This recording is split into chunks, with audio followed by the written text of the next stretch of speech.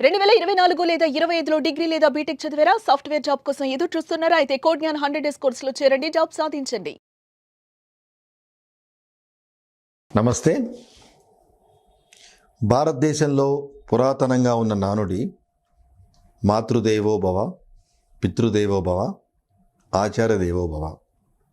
అంటే భారతదేశ సంస్కృతి సాంప్రదాయాలు కొన్ని వేల సంవత్సరాల నుంచి తల్లికి ఇచ్చే ప్రాధాన్యత అది. అందుకే మళ్ళీ చెప్తున్నాను, మాతృదేవో భవ, పితృదేవో భవ, ఆచార్య దేవో భవ అన్నారు. సో తల్లికి ప్రథమ స్థానం ఇచ్చారు. ఎందుకు ఇచ్చారంటే ఎంతో కష్టపడి తను నవమాసాలు మోసి బిడ్డకు జన్మనిచ్చి తర్వాత బిడ్డ తన పనులు తాను చేసుకునేంత వరకు మంచి చెడు కూడా తానే స్వయంగా చూస్తూ విద్యాబుద్ధులు నేర్పిస్తూ, అందుకే the mother is the first teacher of any person in the world అన్నారు. నాట్ ఓన్లీ ఇన్ ఇండియా, ప్రపంచంలోనే తల్లి మొదటి గురువు అని చెప్పడం జరిగింది. సరే, రకరకాల కారణాలతో తల్లి వాళ్ళ స్థాయిని బట్టి ఎంతమంది పిల్లలు ఆమె జన్మనిచ్చినా వాళ్ళందరినీ సమానంగా పెంచడానికి, విద్యాబుద్ధులు నేర్పించడానికి తన వంతు సాయం చేస్తుంది. పితృదేవో భవ అని ఎందుకన్నారంటే తండ్రి తర్వాత స్థానం.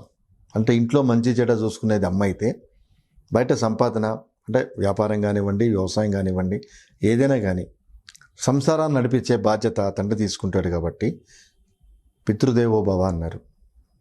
సరే, ఈ రెండు బాగానే ఉన్నాయి. అమ్మ జన్మనిస్తుంది, బాబు ఎదుగుదలకి తండ్రి దోహదం చేస్తాడు. తర్వాత విద్యాబుద్ధులు నేర్పించడానికి, అంటే ఇప్పుడంటే ఈ కార్పొరేట్ స్కూల్స్ ఇవన్నీ వచ్చినాయి, కానీ పాత రోజుల్లో గురుకులాలు ఉండేవి. ఆ గురుకులాల్లో తారతమ్యం లేకుండా, అంటే రాజుగారి పిల్లల దగ్గర నుంచి పేదవాళ్ళ పిల్లల వరకు అక్కడ విద్య నేర్చుకునేవాళ్ళు. అందుకే ఆచార్య దేవో భవ అన్నారు. ఇది బాగానే ఉంది. గమనించాల్సిన విషయం ఏంటంటే పిల్లల పెంపకంలో ముఖ్యంగా తల్లి ప్రధాన పాత్ర పోషిస్తూ నలుగురు పిల్లల్ని ఒకే రీతిలో చూసుకోవడం జరుగుతుంది.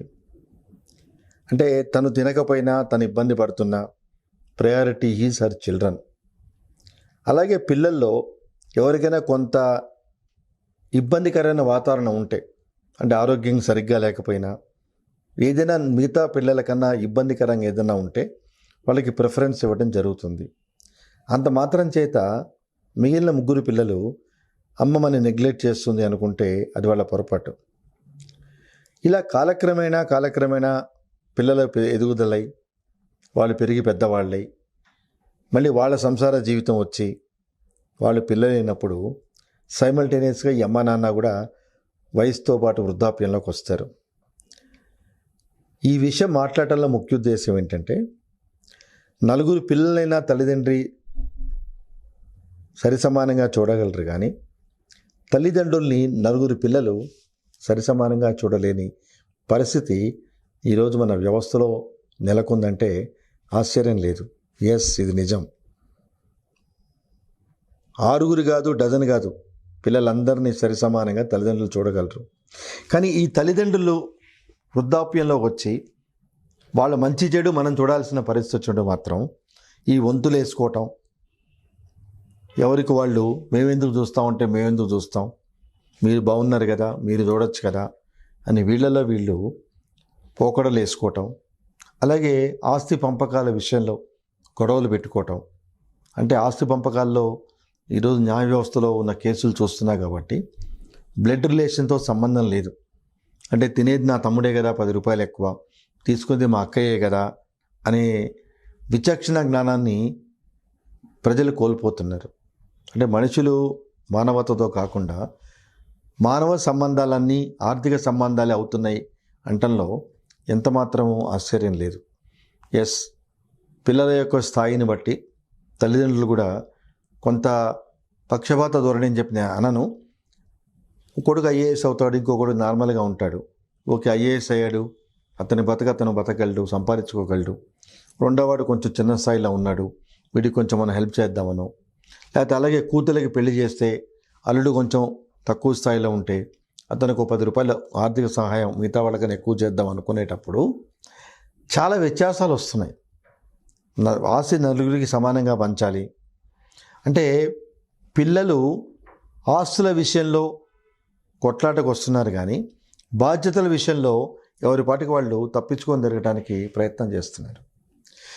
సో ఇది భారతదేశంలో ఈ యొక్క అనాగరికతమైన చర్యలు చాలా ఎక్కువైన సందర్భంలో సీనియర్ సిటిజన్స్ ప్రొటెక్షన్ యాక్ట్ అనేది రావటం జరిగింది.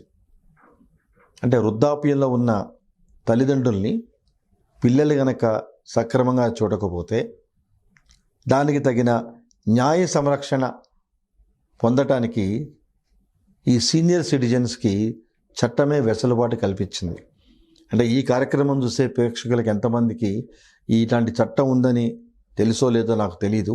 సరే, ఏదైనా కానీ ఈ కార్యక్రమం ద్వారా తెలియజేసే వెసులుబాటు ఏంటంటే వృద్ధాప్యంలో ఉన్న తల్లిదండ్రులు తమను తాము రక్షించుకోవటానికి, అలాగే పిల్లలు ఇబ్బందికరమైన వాతావరణం సృష్టిస్తే దాని నుంచి కూడా వెసులుబాటు పొందడానికి సీనియర్ సిటిజన్స్ యాక్ట్ అనేది రక్షణ కల్పించింది. వీటిల్లో కొన్ని ఉన్నాయి. అలాగే జాయింట్ ఫ్యామిలీ ఇష్టం లేని కోడళ్ళు, లేకపోతే అత్తగారితో పొసగని కోడళ్ళు చాలామంది తరచుగానే ఈ డౌరీ హెరాస్మెంట్ మా అత్తగారు చేశారు, మా మామగారు చేశారు, మా ఆయన బంధువులు చేశారు అని కేసులు పెట్టడం, దానికి తోడు కొత్తగా డొమెస్టిక్ వైలెన్స్ అనేది రావటం, ఇట్లాంటివన్నీ జరిగినాయి. అంటే కేసులు జెన్యూన్ లేవా అంటే ఉన్నాయి. అత్తా కోటలకి పడని సందర్భాలు, డౌరీ హెరాస్మెంట్ చేసే కేసులు లేవనట్లేదు, జెన్యూన్ కేసులు ఉండి ఉండొచ్చు. కానీ జెన్యూన్ కేసులు ఉన్నప్పుడు దాని ఒక కన్సిలేషన్ ద్వారా కాకుండా డౌరీ మా అత్తగారు నన్ను హెరాస్ చేస్తున్నారు, మా ఆయన చేస్తున్నారు, మా మామగారు చేస్తున్నారని న్యాయస్థానాలకు పరిగెత్తడం, లేదా పోలీస్ కంప్లైంట్ ఇవ్వటం, వాడిని ఆ ఏజ్లో ఇబ్బంది పెట్టడం చాలా సహేతుకంగా అనిపించదు. ఎందుకు అంటే that is not the solution. అంటే ఇది ఎలా ఉందంటే పంటికి పన్ను కంటికి కన్ను అనే సామెతలాగా మా అత్తగారు నన్ను నేర్పించింది కాబట్టి ఆమెను పోలీస్ స్టేషన్కి ఇడ్చాలి, దాని వయసుతో తారతమ్యం కానీ ఎక్కడా లేదు. ఈ సందర్భంలోనే అంటే సందర్భం వచ్చింది కాబట్టి చెప్పే ఉదాహరణ, భర్తని వేరు కాపురం పెట్టమని ఇబ్బంది పెట్టడం కూడా భార్య క్రూయాలిటీ కింద వస్తుంది.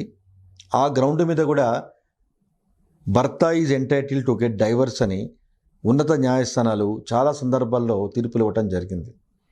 అంటే ఫర్ ఎగ్జాంపుల్ 25 ఏళ్ళు కష్టపడి పెంచి తల్లిదండ్రులు కొడుకు మీద ఎన్నో ఆశలు పెట్టుకొని పెద్దయిన వయసులో కొడుకు మమ్మల్ని చూస్తాడు అనుకునే తల్లిదండ్రులకి భార్య ఎక్కడి నుంచో రాగానే, అంటే after 26-27 years of the life భార్య రాగానే నాకు వెసులుబాటు కావట్లేదు అంటే ఇక్కడ గమనించాల్సిన విషయం ఏంటంటే తన అమ్మా నాన్న తనకు ఎలాగో భర్త అమ్మా నాన్న కూడా అలాగే అనుకునే సందర్భాలు చాలా తక్కువ ఉన్నాయి.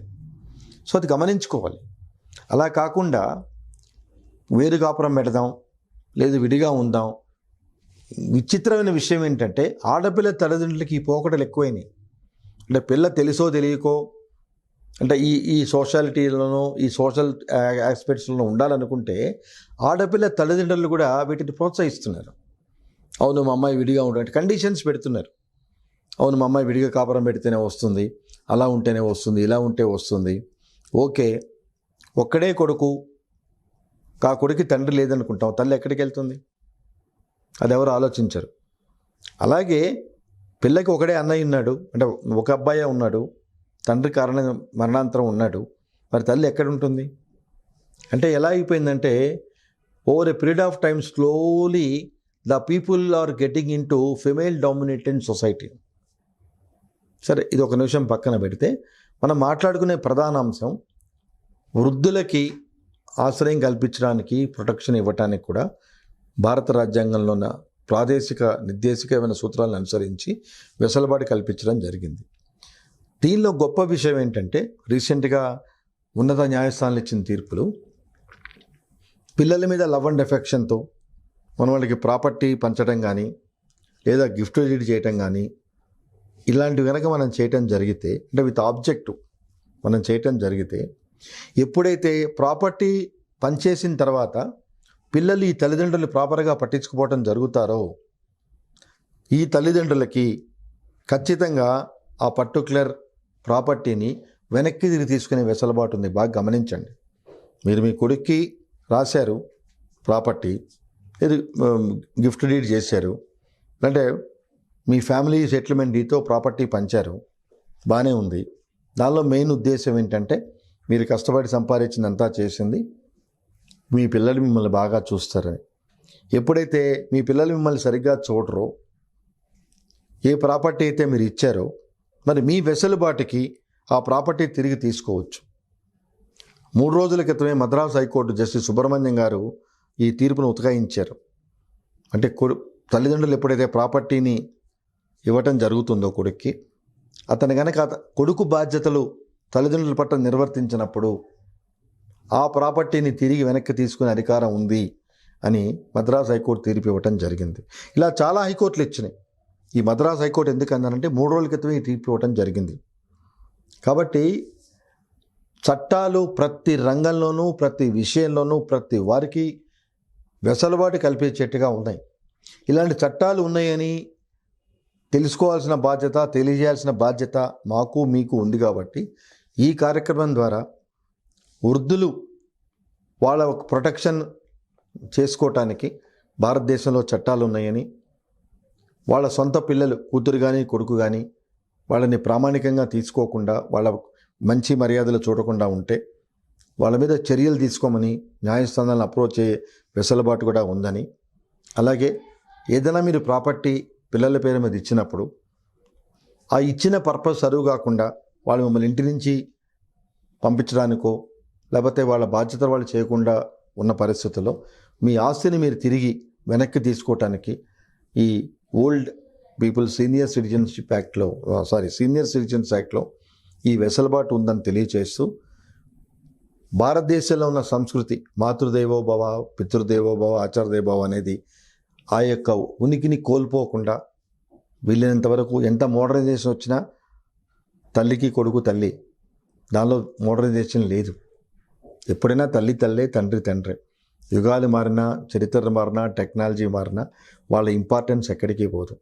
కాబట్టి ప్రేక్షకులు చిన్నప్పుడు మనల్ని పెంచి పెద్ద చేసి నన్ను ఎందుకు కన్నావు, నేను ఎవడు కనమన్నాడు అనే పిల్లలు చాలామంది ఉన్నారు.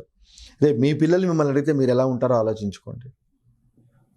ఎన్నో కష్టాలు పడతారు, తిని తినక, అంటే వాళ్ళకున్న ఆర్థిక వెసులుబాటులోనే వీలైనంత వరకు ఆ కష్టాన్ని పిల్లలకి తెలియకుండా, వాళ్ళు ఏం చేస్తారో ఏమో మనకు తెలియదు. అమ్మా నాన్న పిల్లలు బాగుండాలి, పిల్లలు నలుగురిలో దర్జాగా ఉండాలి అనే యొక్క కాన్సెప్ట్తో పెంచి పెద్ద చేసిన తల్లిదండ్రులకి మన వంతు సాయం, వాళ్ళ వృద్ధాప్యంలో వాళ్ళు మనం పిల్లలుగా ఎలా పెంచి పెద్ద చేశారో వాళ్ళు వృద్ధులైనప్పుడు అదే రీతిలో మనం కూడా వాళ్ళని జాగ్రత్తగా చూసుకొని వాళ్ళ మనసుకు ఆనందం కలిగించి ఉండాలి. తప్పితే అరే ఇట్లాంటి కొడుకు నాకు ఎందుకు పుట్టాడా, ఇంత కష్టపడి పెంచి పెద్ద చేస్తే వీడు ఇలా తయారయ్యా అనే మనస్తాపం మాత్రం దయచేసి తల్లిదండ్రులకి ఇవ్వకండి. ఈ కార్యక్రమం చూసే వాళ్ళు ఎవరైనా తప్పులు ఏమైనా మాట్లాడి తల్లిదండ్రుల గురించి ఉంటే మాత్రం దాన్ని పాజిటివ్గా తీసుకొని తప్పితే ఎవరిని ఉద్దేశించి నేను చెప్పట్లేదు. అలాగే తల్లిదండ్రులకు కూడా మీ బాధ్యతలు మీరు చేయండి. పిల్లలకు కూడా తల్లిదండ్రుల్ని పెద్ద వయసులో చూసుకోవాల్సిన ధర్మం మన మీద ఉంది. కాబట్టి మన ధర్మాలు మనం చేస్తూ మన సాంప్రదాయాలకు అనుగుణంగా మన సొసైటీలో మంచివాళ్ళుగా ఉందామని కోరుకుంటూ నమస్కారం.